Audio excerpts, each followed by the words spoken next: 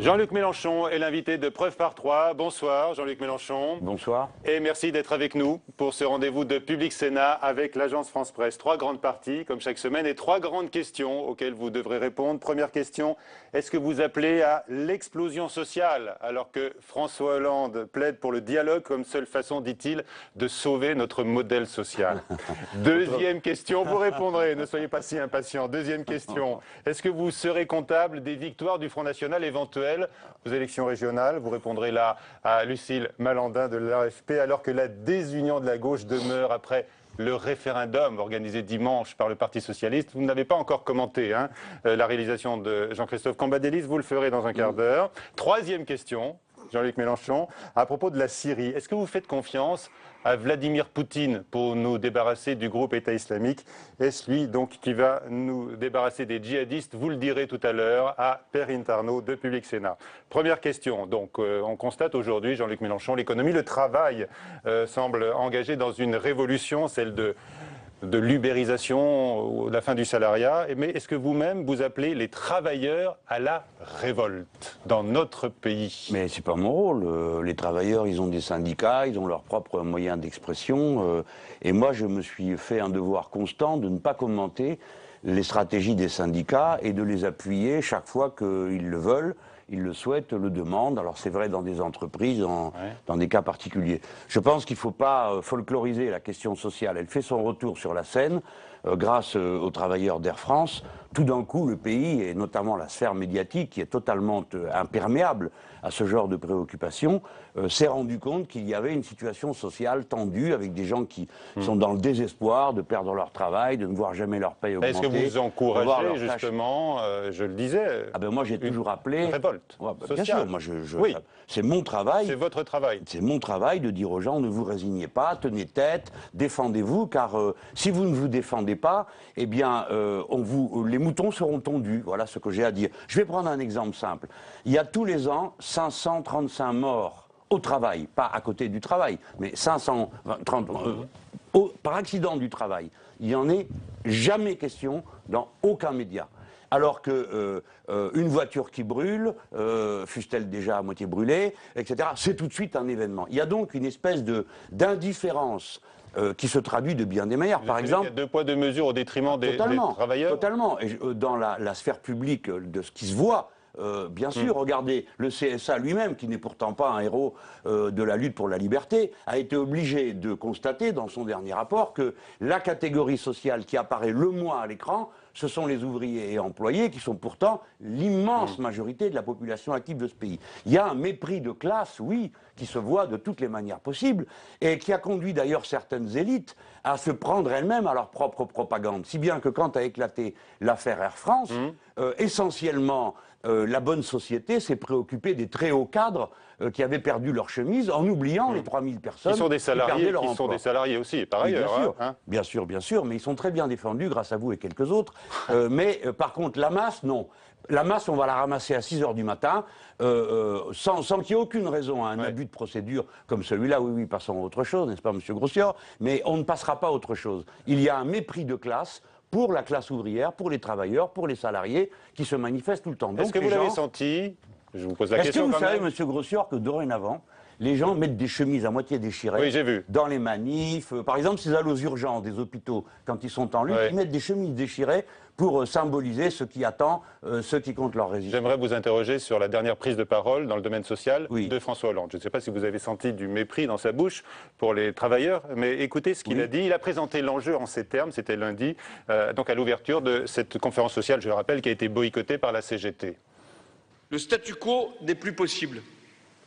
Et l'alternative, c'est la réforme ou la rupture. La rénovation du modèle social ou sa disparition.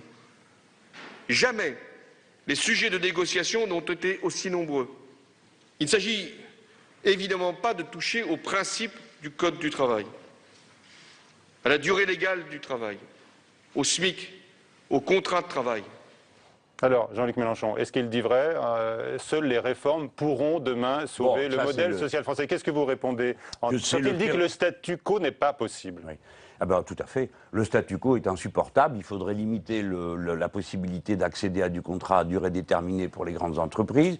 Il faudrait limiter le salaire des très hauts patrons et ne pas permettre qu'il y ait un écart plus grand que de 1 à 20. Il faudrait que le salaire des femmes soit celui des hommes. Le statu quo est impossible, mais c'est pas de ça dont il parle. Non. Il parle d'aggraver la situation, c'est-à-dire d'y mettre ce qu'ils appellent dans leur blabla la flexibilité, je sais pas quoi, comment ils appellent ça. Mais bon, le président de la République, comme d'habitude, prend les gens pour des imbéciles. Il croit que depuis le temps, nous n'avons pas appris à lire les chiffres, que nous ne savons pas quelle est la situation sociale réelle, que nous ne savons pas que pour que tous les comptes sociaux soient au vert, il faudrait faire comme on a fait sous le gouvernement de Lionel Jospin, injecter de la capacité de consommation populaire qui relance la machine économique du pays. Bon, bref, il croit que nous ne savons pas tout ça. Alors, je ne sais pas si nous allons laisser impressionner. Je ne sais pas si vous considérez que le chef de l'État nous prend pour des imbéciles quand il cite en exemple l'accord paritaire de la semaine dernière pour sauver les retraites complémentaires. Clairement, avec ce système de bonus-malus pour les clairement, salariés. il nous prend pour des imbéciles. D'abord, il pratique un mépris qui enrage les gens. Par exemple, il dit, bon, la CGT ne vient pas, il devrait, s'il veut vraiment se mêler de tout, puisqu'apparemment le monarque se mêle de tout,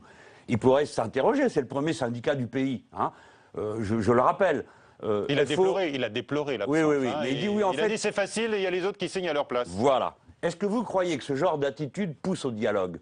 Est-ce que vous croyez que la CGT, réellement, ne signe pas pour se défausser sur les autres du soin de signer? Non, la CGT exprime un point de vue, on est pour ou on est contre, on en est d'accord ou pas, mais on n'a pas le droit de les mépriser d'un revers de main et en fait de les traiter de menteurs, parce que c'est ce qu'il fait.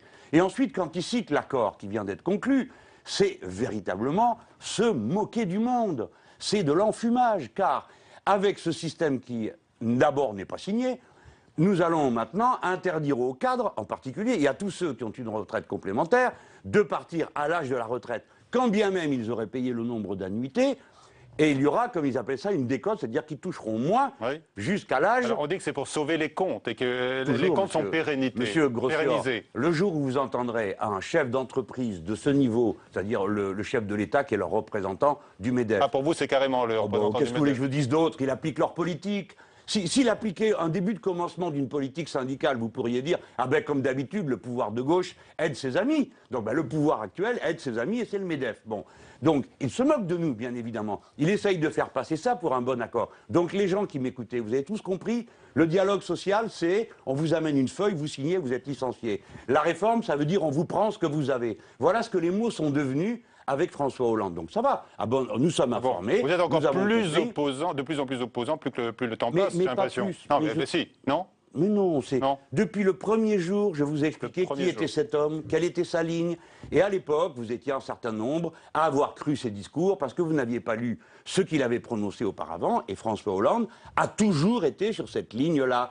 Toujours. Donc c'est pas nouveau. Il a toujours eu une pensée de droite à propos du social et il l'applique aujourd'hui avec méthode. À propos justement des réformes sociales évoquées par l'exécutif, le chef de l'État, mais également Manuel Valls, on le sait, la prochaine étape, c'est la réforme du Code du travail.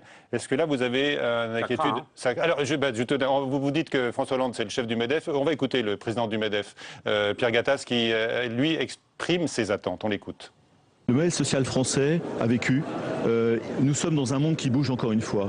Et donc il faut adapter, si vous voulez, ce modèle social aux grandes mutations. Il faut en effet qu'on réforme la législation du travail. C'est le but du rapport Combrexel. Le Code du travail, la législation du travail. Ce sont les travaux du rapport Combrexel. J'en attends beaucoup. Ce que j'espère, c'est que ce gouvernement aura le courage d'aller jusqu'au bout du rapport Combrexel pour en effet faire que l'accord d'entreprise, ou à défaut l'accord de branche, soit prioritaire sur le Code du travail, qui devrait être réduit à une cinquantaine d'articles clés. Voilà, Pierre Gattaz, il veut un code du travail de 50 pages et il compte sur le courage, dit-il, du gouvernement. Bien sûr, cette extrême lâcheté serait à ses yeux du courage. Mais je vais vous proposer une autre chose, monsieur Gattaz. Je vous propose que dans chaque rue, il y a un code de la route différent pour tenir compte des gens qui habitent le long de la rue. Je vous propose que... on ait une grammaire différente suivant les gens, parce qu'après tout, chacun veut bien parler comme il veut. Tout ça est absurde, c'est prendre les gens pour des imbéciles. Si l'accord d'entreprise est plus fort que l'accord de branche, et l'accord de branche plus fort que la loi, ça veut dire qu'on renverse de fond en comble toute la hiérarchie des normes en France. Et il dit ça avec sa petite mine, l'air content de lui, comme s'il avait fait une trouvaille en jouant le violon traditionnel. Le monde change, donc on doit changer. Mais lui, il pourrait changer, par exemple. Il pourrait arrêter d'agiter sa sébile tous les jours devant le contribuable pour réclamer des allègements de ceci, des subventions à cela. C'est lui qui devrait changer. C'est lui qui devrait dire le pays va tellement mal qu'on va un peu partager. C'est lui qui devrait dire, au lieu de garder des cadres et des cadres intermédiaires au travail, 1 an, 2 ans de plus pour qu'il n'ait pas une décote, nous leur permettons de partir à la retraite, ce qui permet d'embaucher des jeunes. Les jeunes prennent la place des seniors, et comme ils commencent dans leur carrière, ils coûtent moins cher. L'entreprise y gagne, non?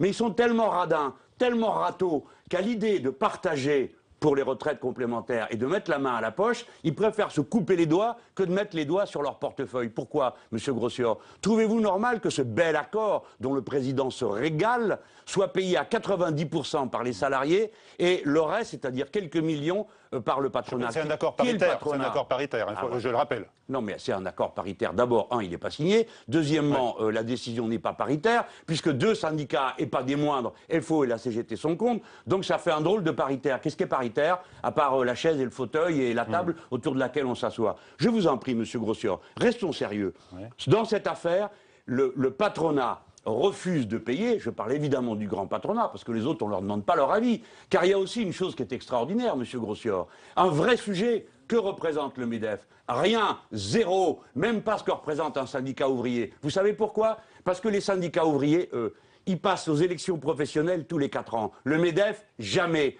Grâce à l'UMP qui a mis un amendement dans la loi, ils ne sont pas obligés de prouver leur représentativité. Monsieur Grossior, la dernière fois qu'on a voté pour le collège patronal, les chefs d'entreprise du secteur de l'entreprise sociale et solidaire pesaient 19% des voix. Ces gens-là, on leur demande jamais leur avis dans une négociation paritaire. À propos de la réforme... Alors vous voyez bien, Monsieur Gattaz est une espèce de diplodocus qui arrive directement du passé, avec les pensées du passé, les méthodes du passé, et une mauvaise foi absolument aveuglante, puisque ce qu'il dit est le contraire de ce qu'il faudrait faire pour ce pays. Il le sait très bien. Ça sert ses intérêts, ça ne sert pas l'intérêt général. Est-ce qu'il faut redouter tant que cela un toilettage du Code du travail? Vous avez trouvé la question provocante peut-être. À partir du moment où François Hollande dit on ne va pas toucher à 3 verrous, c'est le SMIC qui est la durée du travail et qui est le contrat. Oui, bien sûr. Mais je ne le crois pas. Car M. Gattaz ne demande pas qu'on toilette le Code du travail. Qu'est-ce que c'est que cette histoire? Vous voulez toiletter aussi l'annuaire pendant que vous y êtes? Il y a trop de pages, donc à supprimer des numéros. Tout ça est grotesque. On voit régulièrement des guignols venir avec une pile de papier en disant « Regardez, il y a tout ça dedans ». Ben, vous n'avez qu'à regarder la notice de votre machine à laver. Hein. Elle aussi, elle est épaisse. Alors vous pourriez la toiletter. On se moque du monde tout le temps. Il n'y a pas besoin de toiletter le Code du travail. Il l'est en permanence. Les assemblées travaillent dessus. J'ai été parlementaire assez longtemps pour le savoir. Oui. Alors, je me souviens, vous avez été parlementaire très longtemps, je me souviens parfaitement, vous le savez, Jean-Luc Mélenchon. Je faisais des lois sociales. Absolument. Alors, vous avez dit un jour, il n'y a pas très longtemps, que François Hollande était pire que Nicolas Sarkozy. Hein, et pourtant, on a entendu François Hollande, c'était lundi matin, dire qu'il était en quelque sorte l'anti-Sarkozy. Pourquoi? Parce que lui respecte les corps intermédiaires, les fameux syndicats. Et alors, qu'est-ce que je suis censé faire? Une question ou une affirmation? Vous contestez sa propre affirmation? Bah, évidemment, ça, je viens de le démontrer, je crois. Est-ce que c'est respecté? Attendez, M. Grossior. J'ai dit qu'il était pire, non pas à propos de sa manière de parler aux gens, il est égal à lui-même, c'est-à-dire qu'il se moque de tout le monde. Mais on parle du fond. Pourquoi est-ce que je dis qu'il est pire? Vous pourriez me poser cette question-là. Sur quoi il est pire? C'est un peu le sens de ma question. Par exemple, le départ à la retraite. Il est pire que Sarkozy parce que il vient et dit aux gens, je vous laisse partir à 60 ans, et en réalité, il sait que les gens commençant à travailler à 23, pour avoir 43 annuités, ça veut dire qu'ils ne pourront pas partir avant 66 à la retraite. Peut-être qu'il n'est pas au courant. Mais bien sûr que si, qu'il est au courant. Non, il a fait les grandes écoles, il le sait qu'il ment. Il le sait qu'il ment quand il dit ça aux Français. Et quand il dit... il n'hésite pas à le faire. Vous... Est-ce que vous appelez une marque de respect ou traiter avec respect les corps intermédiaires de dire de la CGT, premier syndicat de ce pays, ils ne signent pas, mais c'est une simagrée, parce qu'ils sont bien contents que les autres... C'est une marque de respect, ça. Non, c'est pas une marque de respect. Vous avez parlé du conflit Air France, dans lequel vous vous engagez. Donc, qu'est-ce que vous estimez? Là, je vais encore citer François Hollande, il dit que la solution passe par un effort de tous. Il parle de la direction, mais également des salariés. Et des mais l'effort n'est pas de même nature, tout de même. Mais un effort de tous. Compte, non?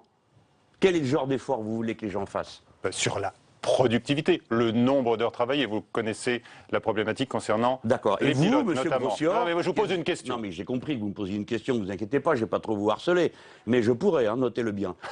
Mais alors, dans ce pays, maintenant, tout le monde, monsieur le Président de la République, je ne sais pas qui encore, 3 ou 4 de ces abagnats, ont décidé, tout d'un coup, un matin en se levant, qu'on payait trop les pilotes, parce que c'est les pilotes après qu'ils en ont. On nous sort les pilotes, on les payait trop. Ah bon? Vous découvrez ça maintenant? Et alors, on va leur demander de faire des heures de plus, parce qu'eux, en plus, ils sont médecins du travail, monsieur Hollande et les autres abagnats. Donc, ils savent que ces gens-là se reposent trop, ils peuvent se reposer moins. C'est de la foutaise. Et on sort la figure du pilote maudit. Pourquoi faire? D'abord pour taper les cadres supérieurs, qui feraient bien dans ce pays de se rendre compte que ce pouvoir est leur ennemi, au moins autant que la droite. Et deuxièmement, pourquoi faire? Pour, au nom des cadres, taper les petits qui sont au fret, qui sont ailleurs, qui transportent des ceci, des cela. Qui ont fait beaucoup de sacrifices déjà. Voilà. Et on en fait beaucoup, on les a beaucoup humiliés et en plus on les embastille le matin. Alors, vous avez remarqué qu'il n'y avait que des gars de la base qui ont été pris à 6 h du matin. Hein, ouais. ils n'ont pas été chercher un cadre. Hein. On écoute sur les violences récentes Air France justement les propos de Julien Drey. C'était dimanche sur Canal+, et il réagissait à votre proposition d'aller en prison à la place d'autres éventuellement, et vous allez répondre. C'est facile de dire sur un plateau de télévision qu'on va aller en prison, à la place, d'autant qu'on sait qu'on n'ira pas. Donc ça, c'est facile. C'est une posture qui fait que vous applaudissez tous en disant quel courage, quel formidable courage. Mais le vrai courage, c'est d'aller affronter la direction, de négocier pied à pied, de ne pas se laisser faire et pas tomber dans la violence. Parce que la direction, à ce moment-là, vous l'avez vu, elle se sert de la violence pour renvoyer les salariés devant leurs difficultés. Alors qu'est-ce que vous répondez à cela? La notion du courage, là, manifestement, c'est aussi à gauche. Hein. Rien, je ne réponds rien. Vous répondez rien? Parce que ça n'a pas d'intérêt, quoi. Bon, tout le monde a compris ce que je voulais dire dans ce pays. J'ai exprimé ce qui était autrefois la tâche d'un homme de gauche. Je continue à être de gauche. Bon, Julien Drey ne l'est plus, il fait autre chose. Ah, lui non plus. Lui non plus, ça va, quoi. Hein. Bon, est-ce que vraiment il est la personne la mieux qualifiée pour parler du risque d'aller en prison dans ce pays? Allons. Bon, donc, prenons les choses comme elles sont. Il a fait son numéro, il est devenu le garde-churme en chef de la direction du parti. Tout lui va bien, il est content, il a eu un siège dans le Val-de-Marne. Mais son propos est indigne. Moi, je l'ai connu comme un révolté. Je l'ai connu à l'époque où il fondait SOS Racisme. Je l'ai connu à l'époque où ça, c'était Julien Drey. Pas cette chose que nous voyons là, qui défend l'ordre établi et se moque de qui. Vous avez entendu ce qu'il a dit? Parce que là, vous avez choisi votre extrait. Mais le moment où il dit... Ouais. C'est le moment où il dit eh bien, si jamais les gens continuent, alors en face, on va se donner des moyens, on va se durcir. C'est bien ce que je dis. Oui, il a changé de camp. Il a changé de camp. Il parlait du patronat qui risque de se durcir. Mais moi, je ne suis pas obligé de commenter les retourneurs de veste de cette maison, parce que je vais devenir... ça va me décoiffer, toutes ces girouettes. Hein. Alors, une dernière question. Si demain, vous croisez François Hollande, est-ce que vous allez lui serrer la main ou pas, comme ce syndicaliste des chantiers navals STX de Saint-Nazaire? Oui ou non? Moi, je lui serrerai la main, parce que je le connais depuis longtemps. Et le syndicaliste de Saint-Nazaire, ce n'est pas une attitude personnelle qu'il a affirmée, c'est une attitude syndicale et politique. Ses camarades avaient été arrêtés la veille à 6 h du matin. Il a manifesté sa réprobation et son indignation en tant qu'homme. Et il a refusé ce geste normal qu'un homme, une personne, fait à une autre. Attendez, il lui a refusé un geste normal parce que le président de la République lui a refusé l'attitude normale qui eût été celle du chef de l'État, qui aurait consisté à dire arrêter des gens à 6 h du matin alors qu'on aurait pu les convoquer, et qu'un ministre de mon gouvernement, M. Cahuzac, lui, n'a pas été interpellé à 6 h du matin, eh bien je comprends que vous soyez indigné. Mais comme le chef de l'État n'a pas su avoir cette parole humaine, fraternelle à l'égard des travailleurs, eh bien ils le lui rendent. Et ils ont raison. Bon. Et ceux qui ne lui serrent pas la main, je ne leur jette pas la pierre. Très bien. Mais en tous les cas, vous continuerez à lui serrer la main quand vous le croiserez. Mais sinon, vous seriez là tous après moi, pourquoi vous lui serrez pas la main, etc. Je vous dirais... Ah ben vous les voilà prévenus. Je vous dis, bon voilà, alors, allez. Je le croise, il me sourit, il me tend la main, je vais la lui tendre. Mais ça ne voudra pas dire pour autant que j'ai envie de l'embrasser, croyez-moi. Ça, on l'a bien compris, je crois, hein, après tous les mots que vous avez utilisés pour le qualifier. Hein. Deuxième partie de Preuve par 3, Jean-Luc Mélenchon. Lucille Malandin de l'AFP donc, va vous poser cette question. Est-ce que vous serez comptable des victoires éventuelles du Front National s'il en remporte évidemment aux élections régionales? C'est elle qui pose la question. Oui, c'est elle qui va arriver. Puisque les sondages, la question porte bien sûr sur les régionales, avec ces sondages qui donnent, vous l'avez vu, Marine Le Pen et Marion Maréchal Le Pen en première place. Mais ouvrez pas les yeux comme ça, vous n'allez pas me faire peur. Ah oui, quand même. Non, ça vous fait pas peur. Ah, vous allez nous dire si ça vous fait peur. En tous les cas, l'appel à l'unité à gauche est passé au PS par le référendum de dimanche organisé par Jean-Christophe Cambadélis. C'est le top, pas le flop. C'est un pari gagné, L'unité a de la dynamique, ceci est visible tout à la fois sur le terrain, mais aussi dans les sondages qui ont été organisés sur le terrain de l'unité. On le voit dans tous les électorats. Et la division est en recul. Voilà, Lucile Malandin est donc là maintenant pour vous poser cette question, Jean-Luc Mélenchon. Alors, vous venez d'entendre Jean-Christophe Cambadélis qui espère faire bouger les lignes à gauche. Sinon, s'il n'y arrive pas, est-ce que vous serez comptable des victoires du FN éventuelles là au régional? Commençons par dire une chose qui me paraît assez évidente. Les responsables d'un résultat électoral, ce sont les électeurs. D'accord? Donc les électeurs ne sont pas des marionnettes dont nous disposons dans nos bureaux avec des boutons où nous appuierons toi vote pour ci, toi vote pour là. Donc nous parlons de qui les électeurs? Le peuple français. Donc qui est responsable du résultat des élections? Le peuple français. Quel est l'enjeu dans une société démocratique? Les partis doivent convaincre, ou les organisations, ou les candidats. Donc si le Front National l'emporte, c'est que nous ne sommes pas en état de convaincre. Donc posons-nous la question de savoir. D'offre également. Posons-nous la question de savoir pourquoi nous, je dis nous, je suis bien gentil, hein, Qui est le nous? ne convainquons pas, bien sûr. Et c'est là que le problème se pose. Vous venez d'en avoir la démonstration. Jean-Christophe Cambadélis dit, alors voilà, ou bien c'est l'union, ou bien c'est la division. Et au savoir, à peu près l'équivalent de dire où c'est le jour, ou c'est la nuit, il a fait cette découverte. Ou bien c'est l'union, ou bien c'est la division. Il ne se demande pas pourquoi c'est la division, il nous ordonne d'obtempérer et de venir faire de la figuration sur les listes socialistes. Mais si les gens se détournent des partis socialistes, UMP et compagnie, pourquoi? C'est bien, il y a bien une raison. Pourquoi irions-nous épouser ceux-là même que les gens rejettent? C'est absurde. Donc, si Jean-Christophe Cambadélis avait dit, écoutez, quelles sont vos conditions pour faire l'union? S'il m'avait demandé, quel est le tarif d'entrée pour l'union? C'est ce qu'il a probablement demandé un certain nombre de verts et dans certains cas, au Parti communiste. Non, mais je ne sais pas qui a accepté. Je ne crois pas, les communistes ne m'ont pas accepté quoi, madame? De figurer aussi sur des listes PS. Dans certaines régions. Dans quelle région? Je pense à la Bretagne. Non, non, non, non, ça ne se fera pas. Non, non, non. Mais non, vous étiez mais qu'est-ce que prêt? vous racontez, la Bretagne? Non, non, non, non, non, non, non. Non, écoutez-moi. Je ne sais pas ce qu'il a dit aux uns et aux autres, je sais ce que je peux répondre moi. D'accord? Moi, je ne parle pas, d'abord, je n'accepte pas qu'on me prenne pour un nigaud. Il a créé lui-même 13 régions qui n'existaient pas avant. Aucune structure de parti ne correspond à ça, aucune structure de l'État. Il a fait ça après avoir démantelé le sens des conseils généraux, appelés dorénavant assemblées départementales. Donc cet homme a fracassé la démocratie, les cadres traditionnels de la démocratie dans notre pays. Donc venez pas me raconter qu'il y a 13 élections régionales. Ce n'est pas vrai. Quand on habite Guéret, on est dans la même région que Biarritz. C'est de l'enfumage, du foutage de gueule, point barre. Et ceux qui disent autre chose sont des menteurs. Donc, malgré ça, il y a ces élections. D'accord? Si on m'avait dit, il y a un risque, d'abord le risque, ça commence à bien faire. Ah, vous savez, le risque, il est là. Hein. Mais je ne comprends pas. Mais Madame Le Pen et le Front National, ce n'est pas un parti interdit, non, sauf erreur. Alors, c'est quoi votre affaire?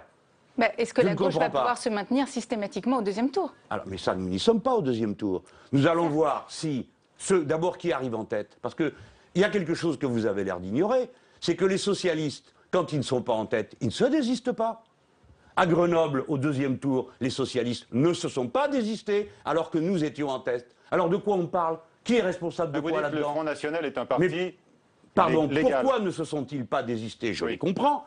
Parce que nous avions dit, c'est notre ligne qu'on appliquera, pas la vôtre, parce que c'est nous qui sommes en tête. Alors ils ont dit, nous restons sur notre ligne de droite et nous voulons continuer contre vous pour vous empêcher de gagner. Ils préféraient faire gagner la droite que de faire gagner la gauche à Grenoble. Et maintenant, ils viennent nous donner la leçon. Le Parti socialiste est comparable à une liste du Front National? Mais pourquoi voulez-vous me faire dire des choses absurdes? Bien sûr que non, que ce n'est pas la même chose. Mais de quel droit, au nom du fait que ça n'est pas la même chose, ils vont avoir le droit de venir à me mettre le revolver sur la tempe et me dire « vote pour nous, défais tes listes et viens vite avec nous » de peur du Front National. Si on fait ça, le Front National sera sans doute plus puissant. Pourquoi? Parce que les gens diront « la seule manière qu'on a de fiche tout ce bazar par terre, c'est de voter pour eux. » Eh bien moi, je voudrais qu'on fiche tout ce bazar par terre avec les valeurs de l'humanisme, de la fraternité et le refus de la logique de guerre civile qui est celle de Madame Le Pen. J'ai le devoir de le faire. Pas simplement, c'est pas une foucade de ma part. C'est le devoir politique d'un homme de gauche d'agir de cette manière. Nous avons le devoir d'exister en dehors d'eux, qui sont les fossoyeurs de la gauche, qui ont volé les mots, qui ont abîmé l'esprit public, et qui sont des gens qui prennent en otage. Vous avez entendu tout à l'heure, vous me citiez Drey. Vous l'avez entendu, Drey, dans cette bande sonore qui traînait sur Internet. On l'a mis un peu en valeur. Il les traite lui-même de manipulateurs. Il dit ce sont des menteurs. Ils vont essayer de faire peur aux gens pour les obliger à voter pour eux.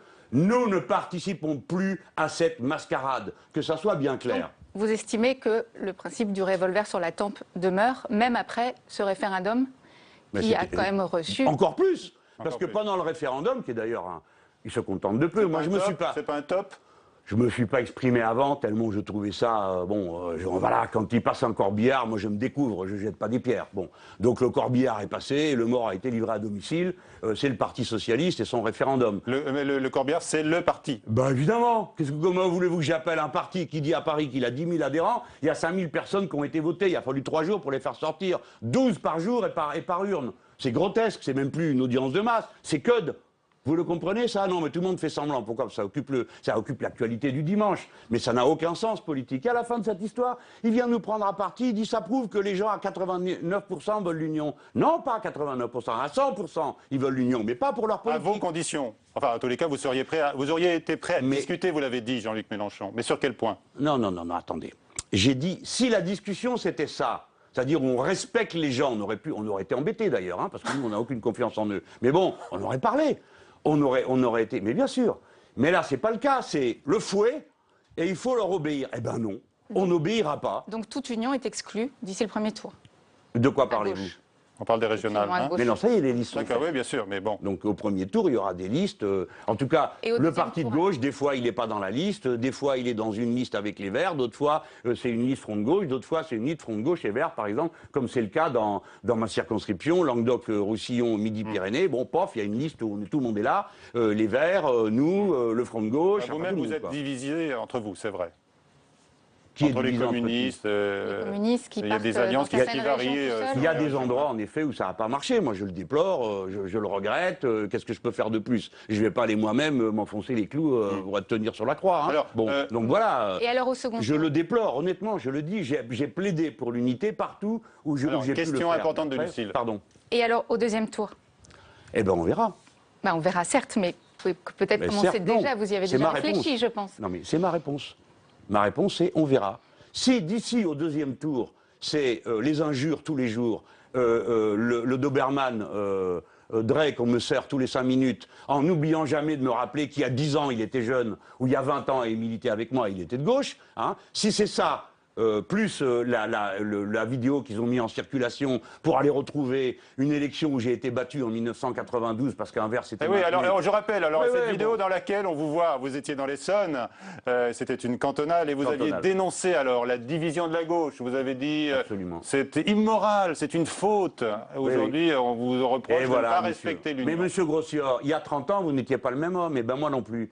Et bien voilà. Et quand cette affaire s'est déroulée, c'est un élu écologiste qui s'est maintenu au deuxième tour contre moi et j'ai perdu le siège à gauche. D'ailleurs, celui qui a été élu est devenu ensuite le maire de droite de la ville. Bon, et les gens l'ont gardé depuis. C'est vous dire que c'est pas une petite affaire. Mais monsieur Grossior, ça n'intéresse personne. Mais puisque j'en parle, je termine. C'est ce même Vert qui nous avait fait perdre que les socialistes ont investi et fait élire contre une camarade de mon propre parti. Par conséquent, je n'ai pas de leçon de morale à recevoir de ces gens. On reste sur l'enjeu. Mais attendez, ce que je veux dire, c'est que si les socialistes ont décidé de consacrer le temps qui leur reste à nous insulter et à essayer de faire peur tout le monde au Front National, ils n'obtiendront absolument rien, jamais de nous, parce que personne ne me fait peur. Alors, personne. Dans ce se le colle dans le crâne une bonne fois. Personne ne nous fait peur. Même pas une victoire du Front National? Je reviens sur la... Mais j'accepte que... Écoutez, monsieur Grossior, ne tournons pas autour du pot, j'en ai assez d'entendre ce genre d'interpellation. Moi, j'aurais pas peur. Mais monsieur Grossior, quand vous avez un socialiste ici, vous lui dites la chose suivante, je vais lui poser la question. Voyons voir, dans la région Nord, tous les sondages disent que vous avez perdu. Et tous les sondages disent que Mme Le Pen va gagner. Est-ce que vous, les socialistes dans la région Nord, vous êtes d'accord pour vous écarter de la tête de liste? Et est-ce que vous êtes d'accord pour que ce soit, par exemple, Mme Sandrine Rousseau qui prenne la tête d'une liste aux communes? Parce que dans ce cas-là, nous serions d'accord si elle la dirigeait et que vous viendriez nous suivre. Non. Et c'est à moi qu'on vient demander si j'ai pas peur d'une victoire du Front National. Qui l'aura provoqué dans le Nord, sinon les socialistes eux-mêmes, qui n'ont même pas le cran de défendre la position en envoyant leur première ligne. Moi, je suis allé à Hénin-Beaumont. J'étais pas obligé d'y aller. J'ai été tenir tête à Madame Le Pen. Mais Martine Aubry, elle, non, elle n'est pas obligée. Personne n'est obligé. Où sont passés tous les héros qui sont venus me taper dessus quand j'étais à Hénin-Beaumont? Les Jean-Marc Ayrault et compagnie, ils sont où tout cela?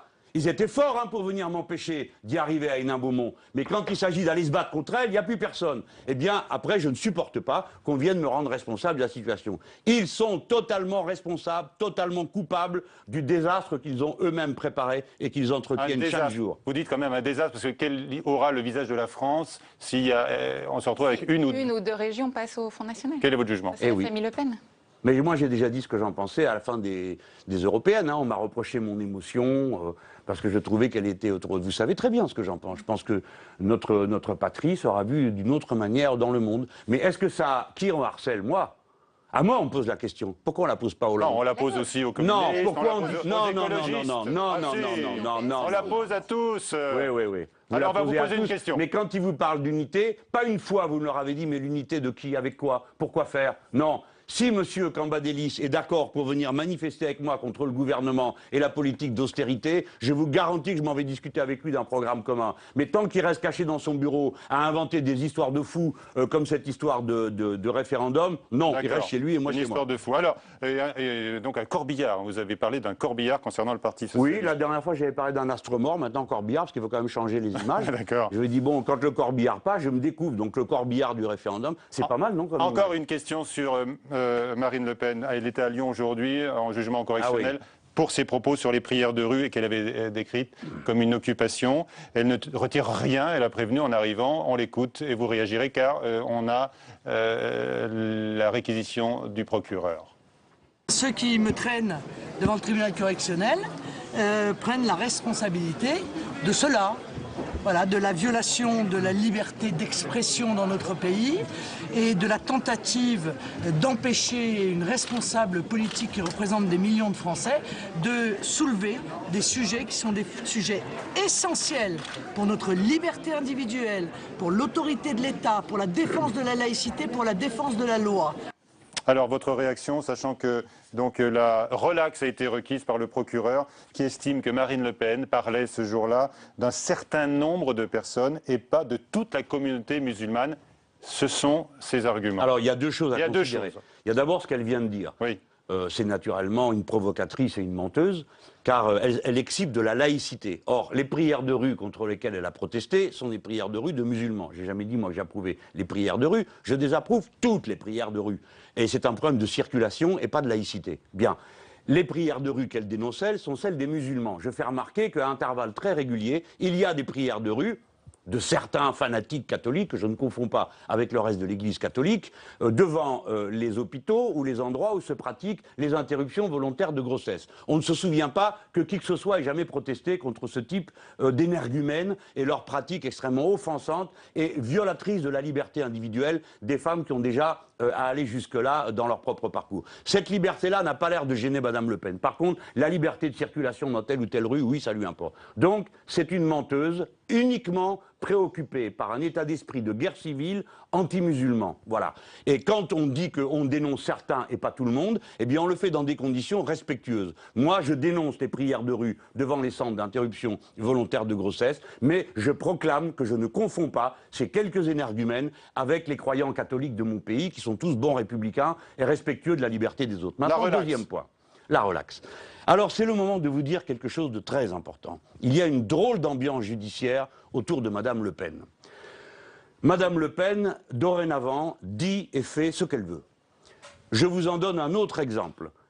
Le code électoral et le code pénal punissent très durement ceux qui, quand ils sont candidats dans une élection, font semblant d'être de sorte des tracts en faisant semblant que ce soit ceux des autres. Exemple, je, parti de gauche, ferai un tract socialiste ou bien un tract UMP, évidemment en racontant dedans des choses qui soulèvent le dégoût des gens.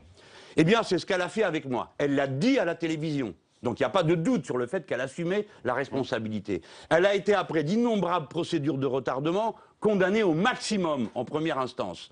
Au maximum de l'amende. Il ne restait plus qu'un point, l'inéligibilité. Elle fait appel et en appel, relaxe. Que se passe-t-il dans ce pays?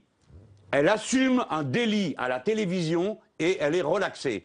Elle rentre dans un tribunal et elle dit « je maintiens tout ce que j'ai dit » et le procureur demande la relaxe. Qui est le procureur? Dans le cas de mon affaire, il a dit qu'il s'en mêlait pas. L'enquête était perdue. Il n'avait pas lui-même poursuivi. Alors qu'est-ce que vous voulez dire? Vous mettez qui en cause? Je mets en cause le fait que le parquet dépend directement du garde des Sceaux. Et le garde des Sceaux aurait dû donner des instructions générales concernant les élections, concernant la tenue du débat public, notamment concernant les élections, des instructions générales, je ne dis pas particulières, car à l'issue des élections de 2012, il y a eu beaucoup de questions de poser. Je vous rappelle que là, dans la circonscription d'Hénin-Beaumont, on a trouvé 18 fausses signatures qui ont été reconnus comme tels, ce qui prouve à l'évidence un complot qui n'a jamais été poursuivi. La justice vous a donné raison la semaine dernière encore contre Marine Le Pen. Donc on ne peut pas dire que systématiquement... Non, mais c'était autre chose. Elle la protège, ni que Mme Taubira protégerait Mme Le Pen. Mme Taubira pourrait donner des instructions qui permettraient, par exemple, d'apurer d'une certaine manière l'atmosphère et le niveau de ce qui se dit dans ce pays. Mais en tout cas, en matière d'élection, elle ne l'a jamais fait. Ça fera donc la deuxième fois que le parquet, qui dépend directement du garde des Sceaux, propose la relaxe à propos de Mme Le Pen. Vous voulez dire qu'elle est ménagée politiquement? Absolument. J'affirme que Mme Le Pen est instrumentalisée par le système UMP d'un côté, ou je ne sais pas comment il s'appelle maintenant, frauduleusement les Républicains alors que nous sommes tous, et d'autre part par le PS, parce que c'est son principal et unique et exclusif argument de vente. S'il n'y a plus de Mme Le Pen, il n'y a aucune raison de voter PS. Vous parlez de François Hollande. Mais enfin, François Hollande nomme les parquettistes, non, sauf erreur. Est-ce qu'il n'a pas le pouvoir de les nommer? C'est une accusation très grave qui vise en plus le chef de l'État qui se présente comme le rempart du... Mais attendez, n'en rajoutez pas pour faire du buzz, monsieur Grosceur. Une accusation très grave, on fait de la politique, on explique ce qui se passe. Bon, oui ou non, les parquets dépendent-ils du garde des Sceaux, monsieur Grosceur? Vous avez fait des études de droit, je le sais. Oui, ils en dépendent, n'est-ce pas? Oui. Donc, est-ce qu'un procureur qui a une affaire pareille dit « Ah ben tiens, parce que dans ce pays, les procureurs, heureusement, ne sont pas indépendants. Ce sont les avocats. » Vous avez dit tout à l'heure, il y a un menteur à l'Élysée, il y a quelqu'un qui tire des ficelles aussi. Quand on oui, bien sûr. Mais écoutez, personne ne peut croire au profit du FN. Mais bien sûr, est-ce que vous croyez qu'un parquetiste, c'est quand même quelqu'un de sérieux, un juge, comme ça, tout seul, ne prend aucun conseil, aucun avis et décide qu'il y a relax. Donc, relax pour Mme Le Pen à Douai, relax pour Mme Le Pen à Lyon, dans deux cas où elle risque l'inéligibilité. Parce que dans les affaires où elle ne risque pas l'inéligibilité, là, elle peut être condamnée. Le gouvernement étant socialiste, le chef de l'État étant socialiste, vous dites en gros que François Hollande veut garder Marine Le Pen comme candidate adversaire dans la perspective de la présidentielle de 2017. Mais madame, m'exprimais-je si mal en français qu'il y ait besoin de répéter ce que je dis sous une forme caricaturale? Est-ce que je parle mal le français? Non, on a compris. Mais, vous avez compris, non? Mais bon, comme c'est la force de votre accusation... Parce que lui-même, François Hollande, nous incite à vous faire répéter deux mots, mais on va s'arrêter là, puisqu'on a compris ce que vous avez dit. Je ne crois pas. La force de mon accusation, elle tient à des faits. Et il est extravagant que vous ne reteniez de cela que l'accusation. Vous ne retenez pas les faits. Non, on a retenu... Oui ou non, la relaxe par des parquetistes à 2 reprises sur des cas où elle risque l'inéligibilité est quelque chose qui a une conséquence politique majeure. Oui ou non? Oui, par la force des choses. Donc on a écouté votre démonstration et votre accusation. Vous êtes trop bon. Merci Lucille. Perrine Tarnaud arrive maintenant. Merci. Jean-Luc Mélenchon pour la 3e partie de Preuve par 3 avec cette question, parmi d'autres d'ailleurs relevant de la politique internationale et européenne, à propos de la Syrie. Est-ce que vous faites confiance à Vladimir Poutine? Le ciel de Syrie depuis plusieurs semaine maintenant est donc partagé par les avions de la coalition menée par les États-Unis, avec la présence française bien sûr, et de l'alliance russo-syrienne avec des objectifs militaires et diplomatiques qui poussent à la division. On écoute François Hollande, notamment sur le sort du président syrien et son jeu. L'intervention russe, de ce point de vue, peut consolider le régime, mais ne sauvera pas Bachar. Il est très clairement dit que Bachar al-Assad ne peut pas être l'avenir. Ça veut dire quoi? Ça veut dire qu'il partira. C'est ça que ça veut dire, et on est tous de ce point de vue d'accord. Alors certains pourraient dire partir tout de suite, partir au milieu, partir à la fin. Ce qui est important, c'est de dire qu'il n'est pas l'avenir, et donc à partir de là, il faut aller le plus vite possible vers cette transition politique. Perrine Tarnaud donc, nous a rejoint avec cette question sur la Syrie. Oui, bonsoir Michel, bonsoir Jean-Luc Mélenchon. Alors est-ce que vous faites, pour reprendre la question de Michel Grosceur, est-ce que vous faites confiance à Vladimir Poutine pour nous débarrasser du groupe État islamique? De qui doit-on se débarrasser, s'il vous plaît? du groupe État islamique en Syrie. Est-ce que vous Ah oui, faites non, parce que suivant les moments, les minutes et les heures, les alliés changeant, on ne sait pas très bien qui veut se débarrasser de qui. On a changé de terrain. D'accord. Non, mais je sais, je parle très bien, je sais de quoi vous parlez, ne vous inquiétez pas. Hein. Voilà. Donc, mais quand on parle de la Syrie, je fais remarquer, je commence par vous faire remarquer que Al-Qaïda est l'allié des alliés, parce que paraît-il, c'est comme ça qu'on les appelle, de François Hollande, de M. Obama et de quelques autres. N'est-ce pas? Al-Qaïda est allié sous le nom Al-Nosra, mais les mêmes, nous les bombardons en Afghanistan parce qu'ils sont méchants. En Afghanistan, ils sont méchants, et en Syrie, ils sont gentils. Alors, Daesh est méchant en Syrie, mais redevient gentil quand il s'attaque aux Kurdes. Vous savez, c'est un méli-mélo où on se moque des gens. Hein. Que se passe-t-il là-bas? Toutes les grandes puissances ont les doigts dedans. Et les principaux financeurs de la région, c'est-à-dire Qatar, Arabie Saoudite, Turquie, qui sont les grandes puissances du coin, la grande puissance, et Iran. Et c'est une guerre, tout ce qu'il y a de plus classique et conventionnel, d'influence, pour détruire des pays qui posent de manière séculaire des problèmes aux monarchies du Golfe et aux Turcs et aux Iraniens, pour des raisons que nous allons épargner à ce plateau à cet instant. Donc, de quoi me parlez-vous et que me demandez-vous au juste? Qui a la meilleure stratégie en Syrie? Est-ce que ce sont les alliés, la France, avec les États-Unis par exemple, ou alors Vladimir Poutine qui a décidé d'intervenir de son côté, notamment au sol en Syrie? Voilà. Alors, clairement, la stratégie américaine et française est en flop total. Parce que Daesh, qu'on devait contenir à un endroit, se retrouve à l'autre. Je vous signale que la dernière fois qu'on les combattait, c'était en Irak. On les retrouve là, donc c'est un échec total. Et on est censé les avoir frappés je ne sais combien de fois en Irak. C'est curieux, ces gens résistent aux bombes avec une vigueur inouïe. D'accord? Bon, les voilà en Syrie. Maintenant que les voilà arrivés en Syrie, on recommence la même comédie. Tout ça n'a débouché sur rien.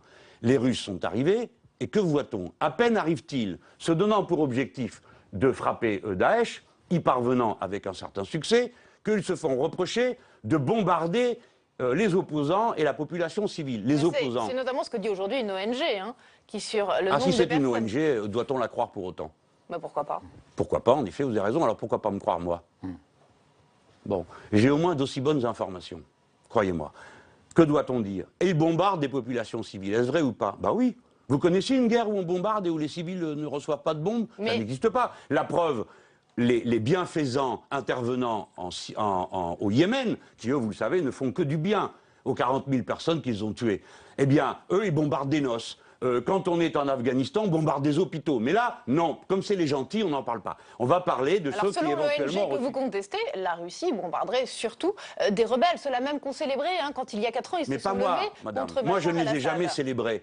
Donc je ne comprends pas pourquoi... Vous ne croyez pas l'opposition modérée à Mais Bachar ça n'a pas de el-Assad. sens. Des islamistes modérés, vous avez vu ça où, vous? Où ça existe, à part dans vos canards? Ça n'existe pas. Sur le terrain, c'est sauvage comme les autres. Dans la bouche de nombreux dirigeants occidentaux, ça existe. Oui, ça existe. Suivant les mois, ça change. Je viens de vous dire à l'instant que les modérés, c'est Al-Qaïda. Il n'y a même pas 2 mois, on les traitait de terroristes. Et on les bombarde en Afghanistan. On se moque du monde. Donc pour être clair, Vladimir Poutine a la bonne stratégie en frappant indistinctement, peut-être plus d'ailleurs, Al-Nosra que le groupe État islamique. Vous ne savez pas ce qui se passe. Vous savez ce qu'on dit dans le métier de journaliste, que quand il y a une guerre, la première victime, c'est la vérité. C'est une guerre. Donc vous ne savez pas ce qui se passe. Ce qui est absurde, c'est le comportement d'un certain nombre de gens qui se sont pris les pieds dans le tapis. Je voudrais rappeler une chose. Tout à l'heure, le président François Hollande parlait de Bachar. Bachar, c'est son prénom. Son nom, c'est Monsieur El-Assad. C'est à peu près comme si Bachar el-Assad disait « François a tort hein ».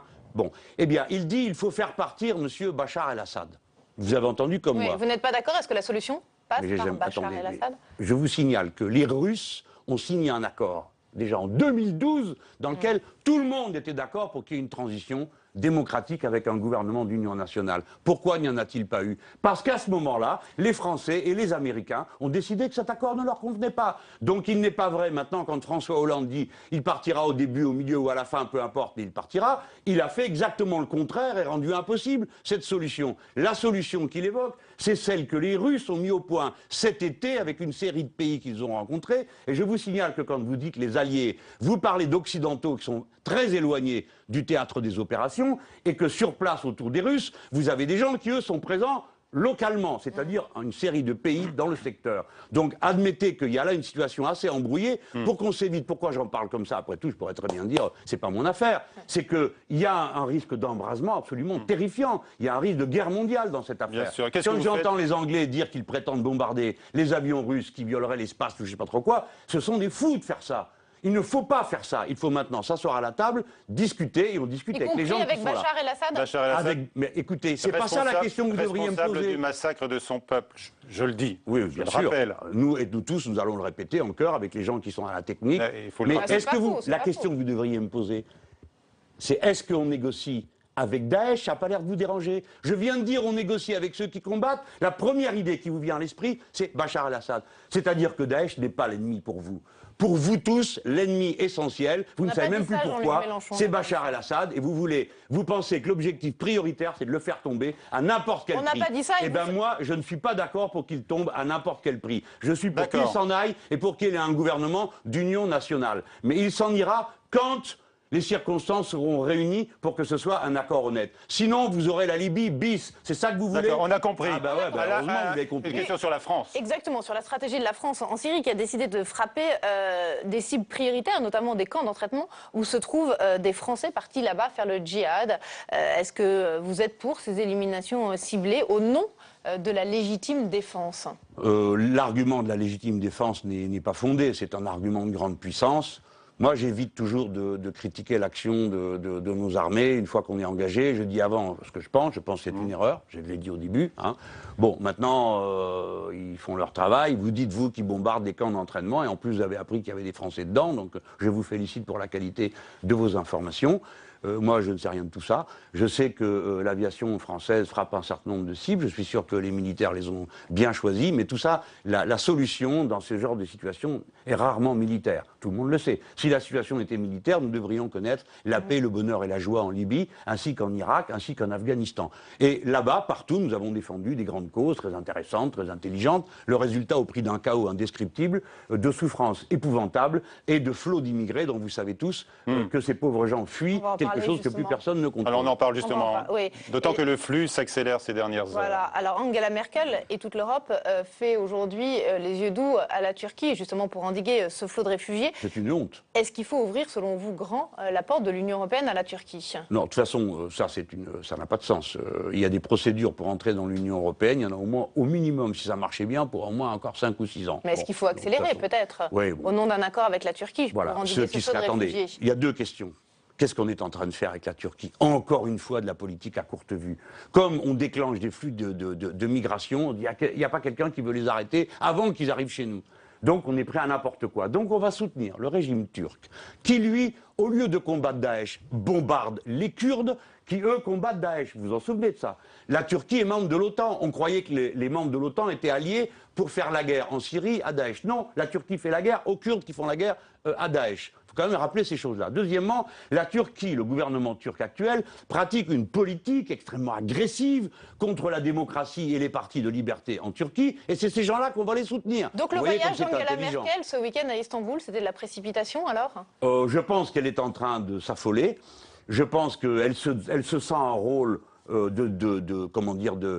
leadership en Europe que personne ne lui a demandé de faire. Pourquoi c'est elle qui y va? Au nom de quoi? Qui l'a mandaté? Est-ce qu'elle engage la France? Bon, par la force des choses, M. Hollande est toujours d'accord avec elle. Mais ce n'est pas le sujet le plus important. C'est un sujet important, je vous le concède. Mais regardez, comment a-t-elle pu? C'est pas ça le plus grave, le plus honteux, le plus immoral. C'est quoi? C'est qu'elle ait osé dire aux Grecs, on est capable de réviser votre politique d'austérité si vous gardez les pauvres gens qui arrivent. Je crois que personne ne s'est rendu compte réellement de cette offre grossière. Et ce gouvernement allemand est le champion du monde de la grossièreté, de la brutalité. Il y a même un vice-ministre des Finances qui a dit « Ah, mais si les Grecs ne retiennent pas les migrants, on leur donnera même pas l'aide qui est prévue. » Vous dites ça d'Angela Merkel qui a ouvert tout grand les frontières de l'Allemagne aux réfugiés. C'est un fait. Écoutez, si vous êtes content, tout va bien. Non, je rappelle mais ça ne tient pas debout ce que vous dites.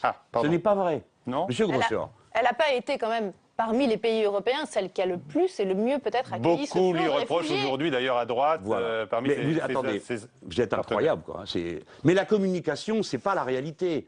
Madame Merkel a dit qu'elle était prête à recevoir 800 000 personnes. Aussitôt, vous avez tous dit « Ah, Madame Merkel, c'est formidable ». Le point que le journal Grotès s'est même amusé à dire « Et si seulement elle était française ?»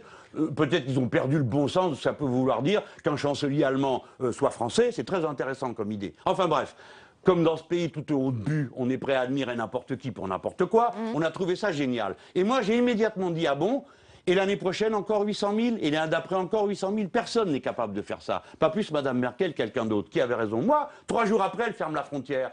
Dites voir, vous venez de me dire à l'instant qu'elle a ouvert les bras aux immigrés. Vous avez entendu dire qu'elle a fermé la frontière ou pas? C'est arrivé jusque dans ce studio, vous le savez. Donc arrêtez de dire qu'elle a ouvert les bras à la terre entière. Ce n'est pas vrai. Elle a pendant 2 jours tenu un propos complètement opportuniste en se disant « Venez par ici, les migrants bien formés, parce que nous en avons besoin pour la main-d'œuvre en Allemagne. » Et quand tout le monde a dit « Mais c'est pas possible, on n'arrivera jamais à tenir le coup, parce qu'il y en arrive des milliers et des milliers », au lieu de s'occuper d'interrompre la cause du départ des gens, on en est encore empêché de vouloir les empêcher d'arriver. En faisant quoi? En restant chez les Turcs ou en restant chez les Grecs. Alors justement, sur les réfugiés en France, parce qu'on a une situation qui est très difficile, c'est à Calais, en quelques semaines, on est passé de 3 000 à 6 000 réfugiés. On a découvert hier que la jungle de Calais se situait en zone Seveso. Qu'est-ce qu'on fait? On évacue? Non, non, bien sûr que non. On en accueille encore d'autres, non? Qu'est-ce que vous en pensez? C'est ce qui se passe. Ben, c'est ce qu'ils sont en train de faire, non? Ils continuent à bombarder, à passer les accords qu'il faut partir les gens de chez eux. C'est qui les gens qui sont là? Vous pourriez vous demander, c'est pas des réfugiés, c'est pas des nombres, ils ont des noms. Ils viennent de quelque part, ils viennent d'où à votre avis? Ils viennent de plusieurs pays. Non, ils viennent d'Afghanistan. Mais si vous voulez le voir, allez voir sur le bord du canal, à Paris, vous les verrez. Où donc encore? D'Érythrée, notamment, de Somalie. Tous des pays en guerre. Qui fait les guerres? Qui? C'est pas ces pauvres gens, mais qui sont en guerre. Demain, Bernard Cazeneuve, le ministre de l'Intérieur, est sur place à Calais. Il se rend à nouveau à Calais. Vous attendez quoi? Eh bien, c'est le même problème que vous me diriez. Il y a un gars qui a perdu une jambe et il a mis une jambe de bois. Et la jambe de bois va pas bien. On met un cataplasme. C'est cataplasme sur des jambes de bois. Nous n'avons que des mauvaises solutions maintenant. Vous comprenez? C'est ça la nouveauté de la situation. Pardon de vous répondre comme ça, mais c'est inextricable. On continue à augmenter les raisons de partir et ensuite on va empêcher les gens d'arriver. Et ensuite chacun s'arrange pour faire en sorte que les réfugiés restent chez le voisin. Donc pratiquement cette situation devient insoluble. Où veulent aller ces gens? Ils veulent aller en Angleterre. Qu'ils y aillent. Ah oui, on ouvre. Ben pourquoi pas? Puisque c'est là qu'ils veulent aller. Quelle est la raison de les retenir chez nous alors qu'ils veulent aller ailleurs? Dernière question sur les déboutés du droit d'asile. C'est très important ce que je suis en train de vous dire. Oui, oui. Je suis pour qu'on permette à ces gens de passer en Angleterre. Voilà. Puisqu'ils veulent aller en Angleterre, ils passent en Angleterre. Et dans le même temps, effectivement, il y a le rapport de la Cour des comptes aujourd'hui qui dit que 96% des déboutés du droit d'asile en France ne partent pas. Il faudrait y remédier. Qu'est-ce que vous avez envie de répondre à la Cour des comptes? Et que ça nous coûte trop cher. Ah oui, bien sûr. Bon, alors, c'est plusieurs questions dans une. Ça coûte trop cher. Il y a juste un rapport. Les déboutés du droit d'asile ne s'en vont pas. Tu parles d'une découverte. Et on paye des gens pour trouver ça. Ils n'avaient qu'à poser la question à n'importe quel élu. C'est la Cour des comptes. Lui-même. Bon, évidemment, la misère engendrera toujours la migration. Les gens ne partent pas par plaisir, je voudrais vous le rappeler. Je voudrais vous rappeler que ce sont des êtres humains. Arrêtez de considérer ça comme un fléau. Comprenez que ce sont des êtres humains. Bien sûr qu'on ne peut pas tout faire. Bien sûr qu'on n'a pas la capacité d'absorber la population de tous ces pays. Mais un peu d'humilité quand même. Les Libanais accueillent des quantités considérables de réfugiés. Tout le monde accueille des quantités considérables de réfugiés. Et nous, les pays les plus riches, nous sommes là à nous disputer sur la meilleure manière de les laisser crever. On est d'accord avec vous sur le devoir et le besoin d'humanité. Merci. Au moins de comprendre de quoi on parle. Merci. Perrine. Merci à tous. Vous voyez que dans une émission, j'arrive quand même à vous tirer quelques bons sentiments. Mais je l'avais, ce sens de l'humain, je l'avais avant même. Allez, à très vite, bientôt. Je crois qu'il l'avait avant.